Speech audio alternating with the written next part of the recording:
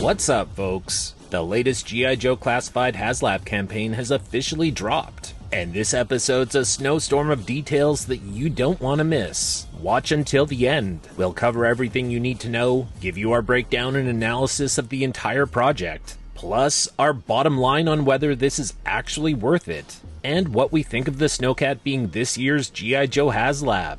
And remember, when it comes to G.I. Joe insight, clarity, and consistent quality, there's no substitute for the real thing. Before we get started, if you're not yet subscribed to Viper Island, now is the perfect time. Subscribe today so you don't miss an episode or any of our exclusive insight, research, and opinions. Let's get into it. The Snowcat is making its grand entrance with a funding goal of 8,000 backers by August 14th, 2025, which is the deadline for this 45-day campaign. And what you get is nothing short of a winter warfare beast. First, before we get to the Snowcat, let's talk about the driver Frostbite. This set kicks off with an all-new G.I. Joe Classified figure, Farley Frostbite Seward, rocking layered winter gear, 2 head portraits, 1 smiling, and 1 serious wearing a toque and a headset. There's a chest holster for his pistol, a rifle, 2 pairs of goggles, and a thermos with a removable cup. Frostbite is exactly the kind of rugged, cold weather specialist you want behind the wheel. Then let's talk about the vehicle itself. In terms of size, this is 21.05 inches long, 10.85 inches high, and 10.44 inches wide. So this is one of the largest classified vehicles to date, and it's bigger than the Hiss Tank, the Vamp, the Stinger, or any other land vehicles so far. Let's talk features. There are functional wheels, a working suspension, and turning tires, a scissor door cockpit with gull-wing doors, a fully lit LED dashboard with HUD graphics, a 360-degree rotating missile turret with up and down movement and blast effects. Then there's an entire LED lighting package, the headlights, tail, fog, hazard, flood, and convoy lights. There are ski missiles. These ones are called snowpedos, and these are essentially rockets placed on snowboards, but those snowboards can also just be snowboards. They've got foot pegs for the figures to stand on.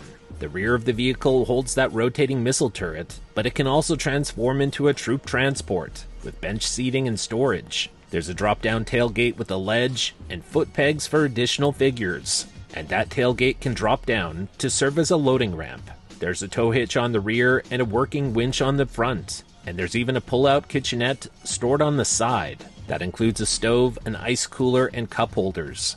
There are also weather decals, including ice and slush for the windshield customization.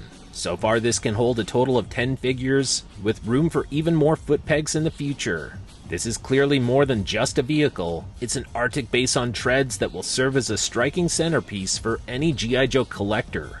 Let us know in the comments if you agree. Then let's talk about the unlockable tiers. The first tier will fund with 10,000 backers, and it's Arctic Lady J. She comes with a brown leather coat, green pants, gloves, and winter boots. There are 2 brand new head portraits, one with a toque and headset, the other one without. There's an ice auger included for cutting holes into ice, and this is very helpful for ice fishing. And what use is that without a fishing pole with lure, as well as Lady J's javelins and a cup of coffee. Then there's Tier 2, and this funds with 12,000 backers. It's the Bivouac Battle Station. It's a lean-to shelter which includes a soft goods cover. There's a rocket launcher, a folding cot, and this is inspired by Doc's stretcher, as well as a campfire with flame blast effects, a radio, a stove, machete, axe, shovel, and a tool rack to hold all those tools, as well as a canteen. Then there's Tier 3. This funds with 14,000 backers, and it's Arctic Flint. He comes with a brown winter jacket, camo pants, and black winter boots. There are 2 brand new head portraits, one with a beret attached to his head, and one where he's wearing a toque with a headset. This includes an XMLR laser pulse rifle, a shotgun, a pistol, coffee pot, 2 skewers, and a frying pan with eggs. There are also 2 sausages, and one already has a bite out of it. And those sausages will fit on the skewers. There was also a fun tease. In true Hasbro fashion, the promo ends with Cobra Commander telling Destro to slap some white paint on those Hiss tanks and start dominating weather. Translation, we're probably getting some Arctic Hiss tanks and a weather dominator down the line. Let us know if you're interested in either of these. The cost before taxes and shipping is $325 US. This is estimated to ship in fall 2026. There are a limit of 5 per customer, and during the presentation, Hasbro showed off a painted prototype. And while they noted that minor tweaks are coming, they emphasized that the final product will meet or exceed what's been shown. So, is it worth it? Let's break it down. This is a massive vehicle packed with lights, interactivity, and alternate configurations. That alone is very impressive. As for the unlockable tiers, 2 of the unlockable tiers are full-on figure releases, and they're not afterthoughts. These are characters that fans care about. And the best part, they're not the original run figures. These are brand new iterations of figures that have already come before in the line. So with Lady J and Flint, no one's gonna complain. But on the other hand, these might be the best Flint and Lady J figures in the entire Classified series. They're not must-haves, and that makes them perfect unlockables for a HASLAB.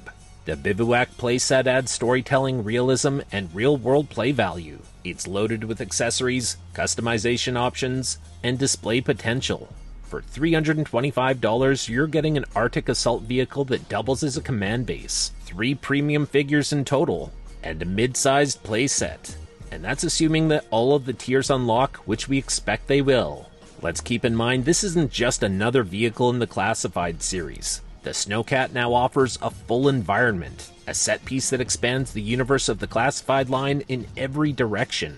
And now it's time for the bottom line from Viper Island. Based on what we're seeing in this entire reveal, the Snowcat is easily one of the most ambitious and densely packed G.I. Joe Classified offerings to date. As we've covered, this is not just a vehicle. There is so much more here. It's an entire Arctic operations platform. It's a display centerpiece, and a full-on diorama builder. Just imagine how many figures we'll actually pack onto this thing. Then let's talk about the vehicle itself. The Snowcat is beefy and loaded. With movable tank treads, high clearance, and chunky front tires, it's clearly designed to dominate rugged terrain. The gull-wing doors, headlights, and realistic working features show off the Classified team's growing confidence and attention to detail. Add in blast effects, ski missiles, foot pegs, and modular parts, and you're already getting top-tier value. But that's not all, because of course there are the figures as well, and we think that these are 3 very strong Classified entries. In our opinion, Frostbite looks fantastic, clad in layered Arctic gear and featuring 2 unique portraits. Overall, he looks rugged. His gear, including the rifle, goggles, and thermos, this is all thematic and very well executed. I'm actually very surprised that Frostbite came out this well, and I'd love to hear your thoughts. As for Lady J, this is the Arctic version. We think it's a brilliant seasonal reimagining of a popular fan favorite. Forget that we ever got Lady J before in the Classified series, and just take a look at this. While it's not identical to the look from G.I. Joe the movie, it's close enough, and I'd say that this is actually an improvement. The inclusion of ice fishing gear, her trademark javelins, and even fish accessories now brings creative play and storytelling into the mix. So again, this is not just a figure, this is giving us a whole new look on Lady J. And then there's Arctic Flint, and in my opinion, this seals the deal. The beret portrait keeps his classic look alive, while the toucan headset sculpt modernizes them. You can easily see these guys on a mission, communicating to each other through their headsets, and this is the direction that we like seeing G.I. Joe head toward. The XMLR laser rifle, frying pan breakfast, and coffee set. Again, what are we talking about here? These details are the kind of character-driven touches that collectors eat up. It's almost like mixing the worlds of G.I. Joe and Barbie together, except this is more of a reference to the G.I. Joe original lines from long before a real American hero even existed.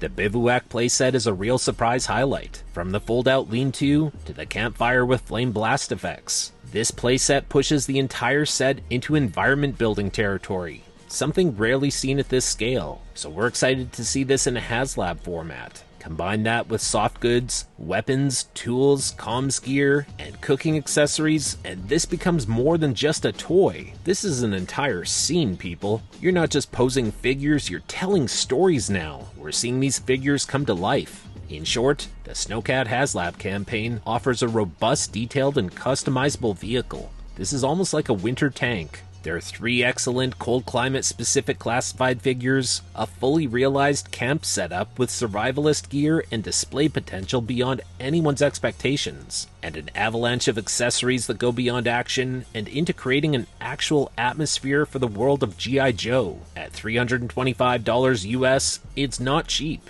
but nothing about this looks or feels cheap either. If you're a classified collector, this might be the most complete package the line has offered yet. For Dex and I here at Viper Island, the Snowcat is our first time backing a G.I. Joe HASLAB, and it was a no-brainer. We live in Canada, so the snow gear hits close to home. But more than that, this is exactly the kind of imaginative, expansive world building that G.I. Joe Classified needs. Whether you live in a cold weather climate like we do or not, it doesn't matter. The Snowcat is iconic, Frostbite is a home run, Flint and Lady J are peak execution here for new iterations of popular characters, and the Bivouac playset brings the entire thing to life. What more could you ask for? We've said it before and we'll say it again. Give us more Arctic figures, and this is how you do it. That's our opinion, and now it's your turn. We want to hear from you. Drop your thoughts and reaction in the comments below. Did this meet or exceed your expectations? And are you going to back the Snowcat? Whatever your thoughts are, let us know. Sound off in the comments. But hold up, we're not done yet. Next up, let's talk about why the Dreadnaugh Thunder Machine might just be the most exciting G.I. Joe Classified release on the horizon. And let's clear this up right away. It's not a HASLAB, it's not crowdfunded, so that means it's not dangling on the edge of maybe, or if enough people fund it. The Dreadnaugh Thunder Machine is real, and it should be on the way soon. Thanks to Hasbro's slick Cold Slither music video for Thunder Machine, we got our first proper look, and this thing rips. Forget all about subtle nods or recycled parts or repaints. The Thunder Machine is a full-on beast, crashing through the classified line with 0 brakes and nothing to prove. This is what we've been waiting for. This is the machine that eats roads and leaves a trail of destruction behind. Imagine a vehicle slammed together in a scrapyard by maniacs who treat chaos like a science. That's the Thunder Machine. It's a statement piece, loaded with dual front Gatling-style cannons, brutalist armor plating on the sides and all around it, and jagged metal edges. This is exactly what the Dreadnoughs deserve. And the best part, this is a lot more than just a love letter to the original. It's a classified style reimagining with cinematic detail. You're not just looking at a toy here, you're looking at a Mad Max death machine retooled for your shelf. And this is going to look great alongside all your favorite Dreadnoughs. If you're excited about the Dreadnaugh Thunder Machine finally coming to the G.I. Joe Classified series, sound off and tell us how you plan on outfitting your Thunder Machine. And do you agree that this might be the best and most popular G.I. Joe Classified vehicle in the entire line that's waiting to be made? We truly think so. And of course, a monster like this needs the right driver behind the wheel. Thrasher isn't just some tacked-on packin' figure, he's a standout on his own. And if this is what the figure will look like, then they will have absolutely nailed him. The deviant look, the spiked armor, the grease-streaked hair, and lunatic energy. It's exactly how Thrasher should look. The new staff weapon with prongs on the ends, and the spiked ball, this adds a nice melee touch to his arsenal, giving Thrasher more range than most drivers usually get. So perhaps Hasbro is thinking beyond basic figure formulas here. So where does this leave us? On one hand, this could be the definitive vehicle release of the entire G.I. Joe Classified series. On the other hand, it's proof that Hasbro can deliver mind-blowing product without hiding it behind crowdfunds or stretched timelines. Let's keep that in mind. We believe the Dreadnaugh Thunder Machine might be revealed at this year's San Diego Comic-Con, just in time to join Cold Slither and stir up some excitement. That's our opinion, and now's your turn to sound off about the Thunder Machine. How excited are you for this? And what's the next wishlist vehicle that you're hoping joins the G.I. Joe Classified series? Sound off in the comments. And there you have it. You've made it to the end of this episode, and we really appreciate that. Thumbs up down below. and we would love it even more if you take just 1 second of your time. Make sure that down below you are subscribed to the channel. We ask that you do, because that guarantees that we definitely get to see you back here again next time. Thanks for tuning into Viper Island, your one-stop shop for all things G.I. Joe. When there's relevant news, we'll be here to discuss all of it, together with you. Thanks for watching, thanks for supporting, have a great day, and yo Joe!